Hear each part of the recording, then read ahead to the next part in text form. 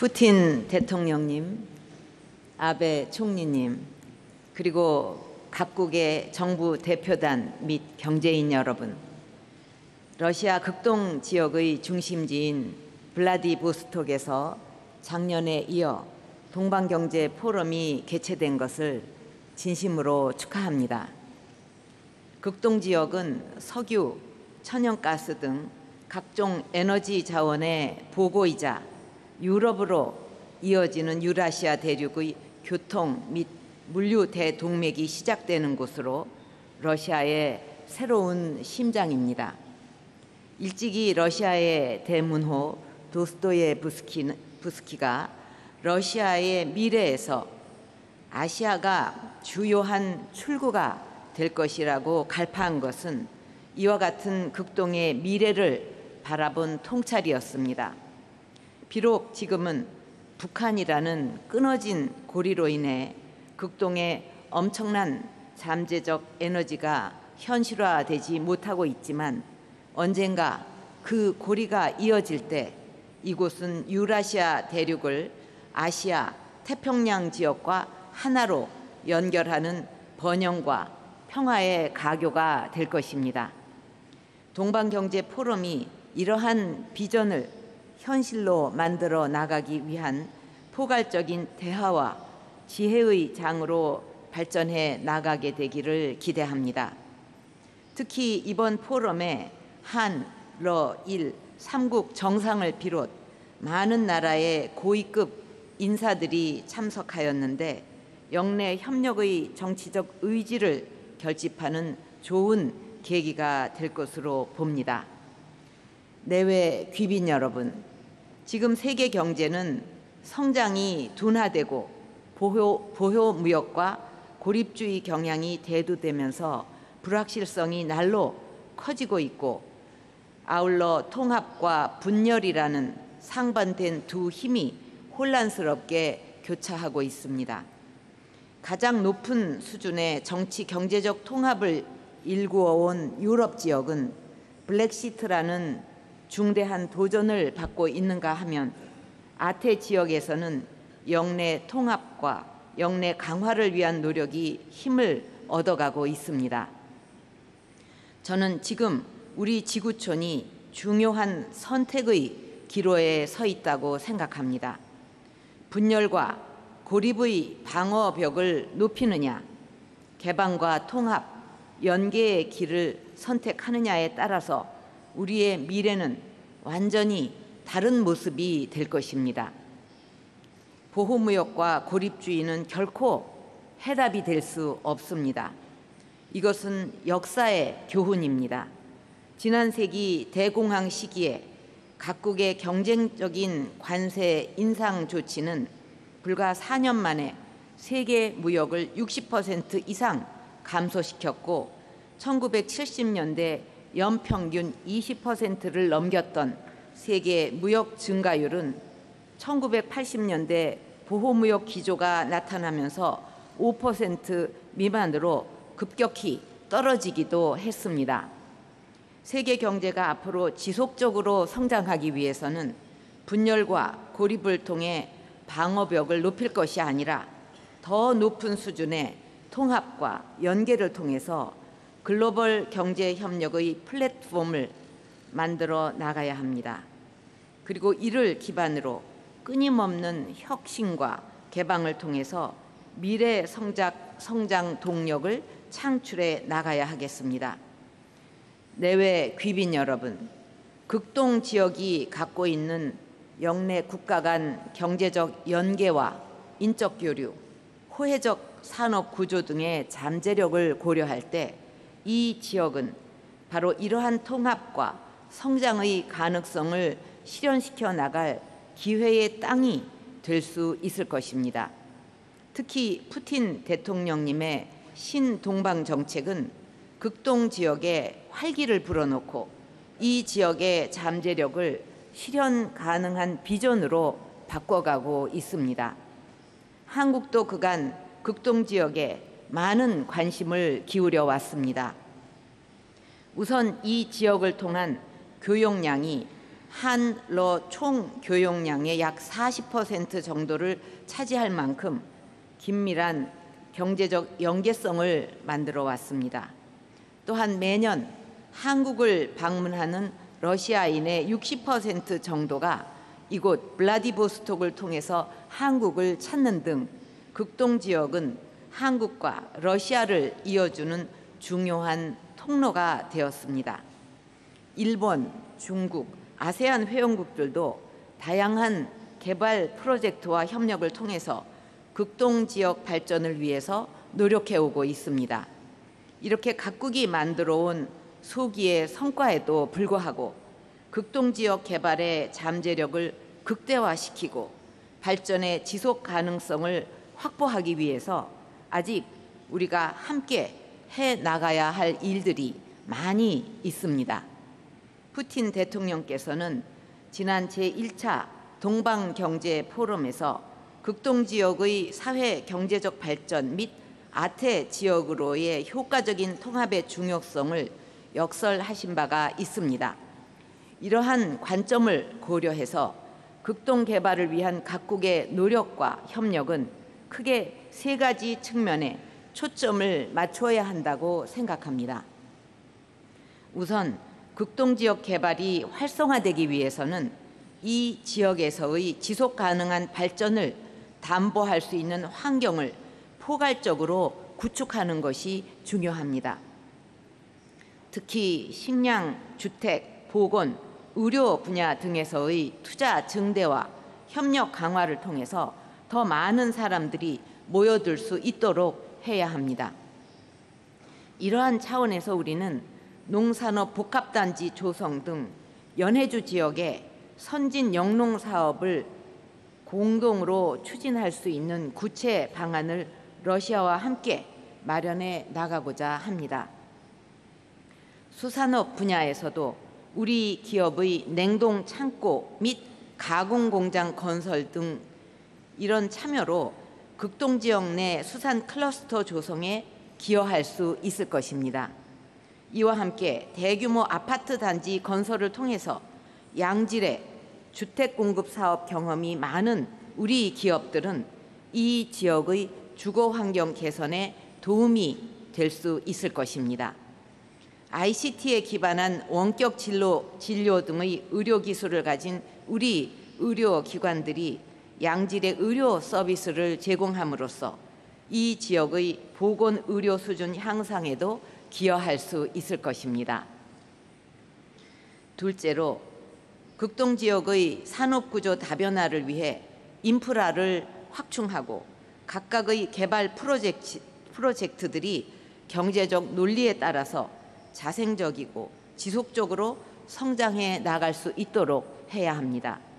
극동 지역의 산업 구조는 현재 에너지 및 자원 개발에 집중되어 있지만 동북아 경제권과 접해 있는 최적의 물류 입지 조건 등을 감안할 때 산업 구조 다변화를 통한 성장 잠재력이 매우 큽니다.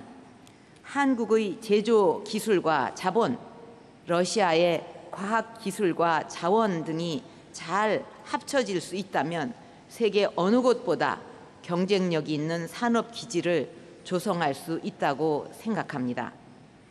또한 한러 기업들 간의 협력을 통해서 교통, 항만 등 인프라 시설을 확충함으로써 유라시아 대륙을 복합적으로 연계하는 새로운 물류 루트를 개발할 수 있을 것입니다.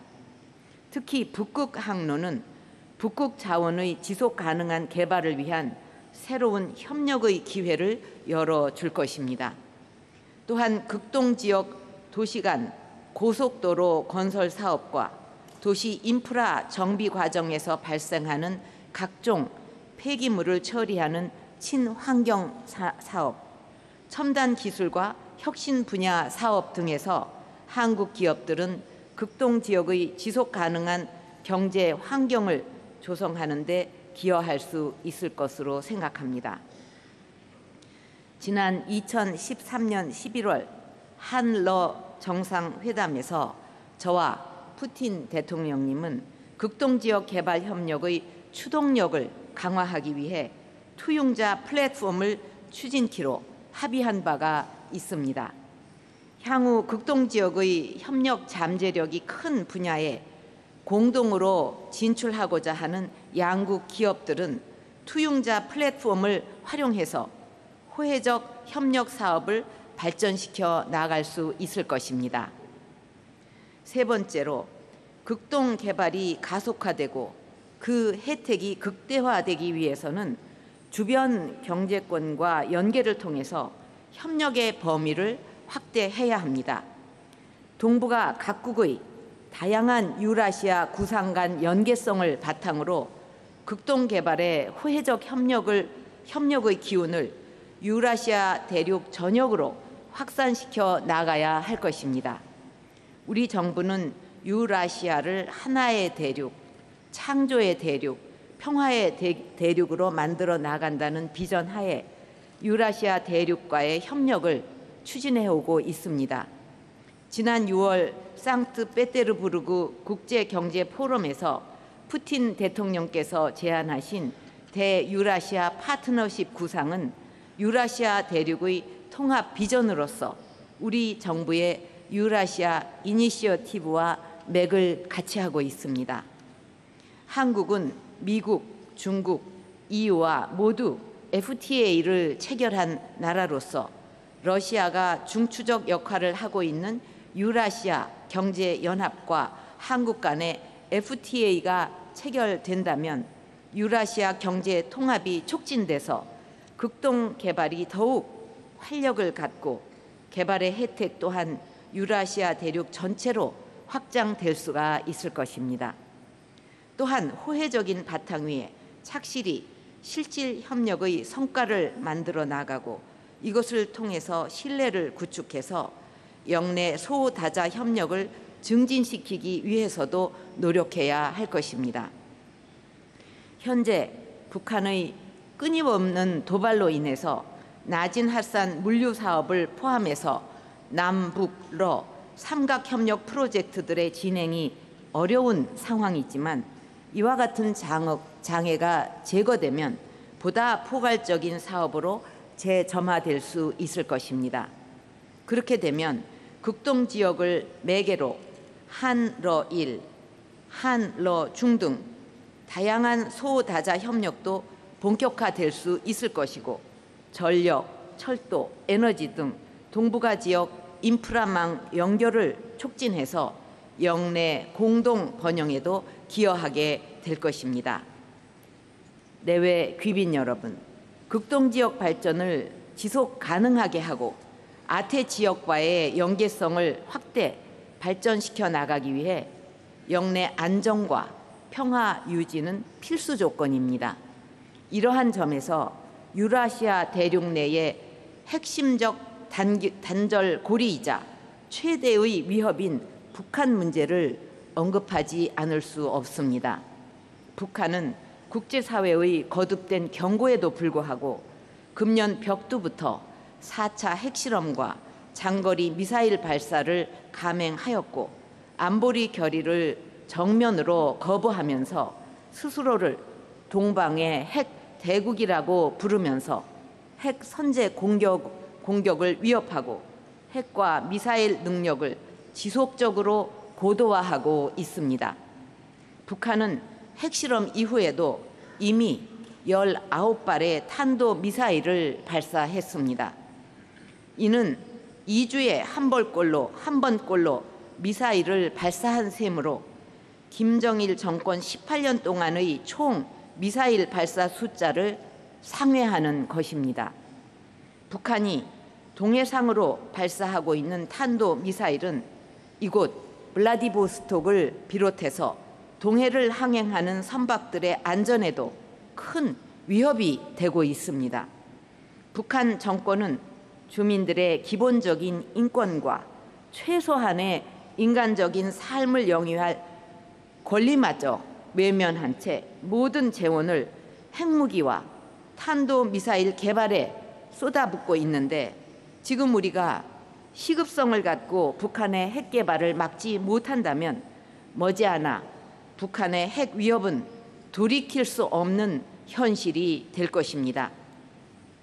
북한이 핵을 포기할 수밖에 없도록 만들려면 북한에 단호하고 일치된 메시지를 보내는 것이 무엇보다 중요합니다. 우리 정부는 북한이 핵을 포기하고 개방과 협력의 길로 나온다면 국제사회와 함께 적극 지원할 것입니다. 이 자리를 빌러 그간 확고한 북핵 불용의 원칙 아래 안보리 결의 2270호의 채택 및 이행에 적극 참여하고 있는 러시아와 국제사회의 노력에 사의를 표합니다. 북한이 핵을 포기하고 국제사회의 책임 있는 일원이 될 수 있도록 앞으로도 지속적으로 노력해 주시기를 당부드립니다. 내외 귀빈 여러분, 극동지역을 유라시아 평화 번영을 위한 협력의 장으로 만든다는 담대한 구상이 지금 당장은 어렵게 보일 수도 있습니다. 그러나 미래에 대한 희망을 가지고 우리가 모두 함께 노력해 간다면 반드시 이루어낼 수 있고 이것은 미래 세대를 위한 우리의 중대한 책무이기도 합니다. 극동 지역은 이제 러시아뿐만 아니라 인류의 미래를 위해서 중요한 의미를 지니는 약속의 땅이며 유라시아 대륙과 태평양 지역 모든 국가들에게 새로운 기회의 창이 되고 있습니다.